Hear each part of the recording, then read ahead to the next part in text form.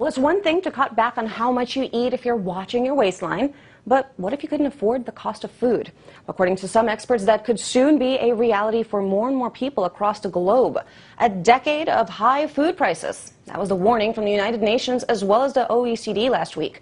Now, prices could soar by as much as 30%, and not to mention that's already on top of a 40% spike in global prices over the past year. Now, with figures like that, it's no surprise that food security is at the top of the G20 agenda. Agriculture ministers are meeting in Paris right now to figure out just how to tackle the price hikes. But solutions, of course, demand an understanding of the problem. And unfortunately, it's unclear whether global officials fully get what's behind the spike in food costs. Of course, our next guest might have a clue. His name is Daniel Dicker, and he's a senior contributor of TheStreet.com. He's also the author of this book here, The Oil's Endless Bid, Taming the Unreliable Price of Oil to Secure Our Economy. Daniel, thank you so much for speaking with us. Now, when you look at the problem of hunger and food inflation, in your view, is this a production problem? We're not making enough of the stuff, or a political problem? Well, it's partially a production problem, Lucy, but what is not really well understood is that it's also become a financial problem in that hard assets, grains and so forth, it's been most seen with oil, have become tools for speculators, tools for investment of many different classes of investors to get involved in. And that, besides making the price go up over the course of a very short period of time, has added to a lot of the volatility that we've seen in prices. You mentioned the 40% of grain prices that we've seen, and we've also seen, obviously, how destabilizing this kind of volatility can be in terms of what we've seen in unrest in the Middle East and North Africa. So this is a problem that the G20 in Paris is going to try to get a handle on, although it's just the agricultural ministers that are meeting and not really the financial ministers, which are the ones who have any power whatsoever to try and tackle this speculative, deep problem. So why is it then, Daniel, that in so many discussions about the food price issue, we see folks emphasizing, weather events and production and failed agricultural policies? You don't really see anyone talking about the commodity, the commoditization and the financialization of food and the speculation that's involved here. Explain that, and if you can just do that in a really simple way so our viewers who aren't financial experts could really understand how this works.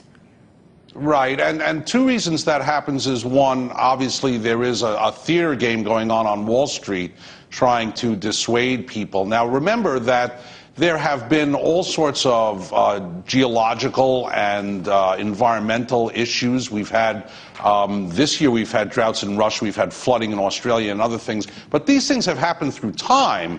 It's been sort of a way to alibi what's been going on in food prices, particularly to people not here in the United States who don't spend a significant portion of their incomes on food, but particularly in those countries that we've seen have had such unrest where 50, 60, sometimes 80% of the money that they have goes into just basic foodstuffs.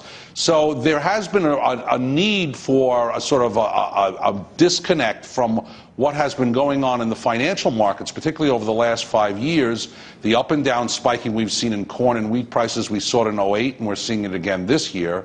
And what is actually going on, what people can grab and understand, which is maybe a flood or some sort of other drought problem, but it's really not much of a production issue. It's much more of a financial one. And talk about the role of oil in food price uncertainty, because after all, when cost of oil goes up, that's what helps us manufacture, that's what helps us refrigerate, process food. It's all really intertwined. Explain that for us. Indeed, it is the most important input cost to food, not only for the farming, but as you say, for processing. Literally, and in the financial markets, nothing is more important than energy costs in terms of corporate growth and profitability.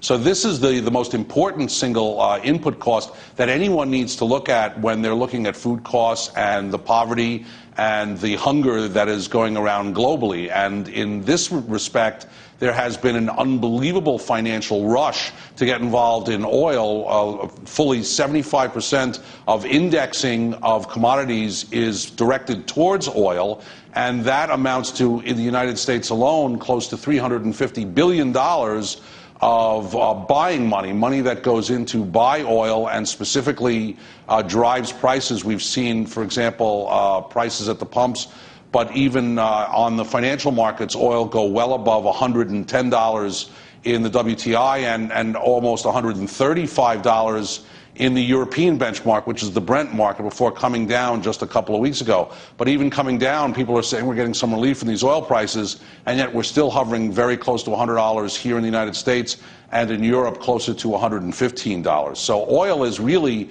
one of the major catalysts, along with what we talk about biofuels, that has been charging the commodity trade in wheat, in corn, in rice, and other grains. All right. Well, a lot of interesting details there. I really do appreciate your time. That was Daniel.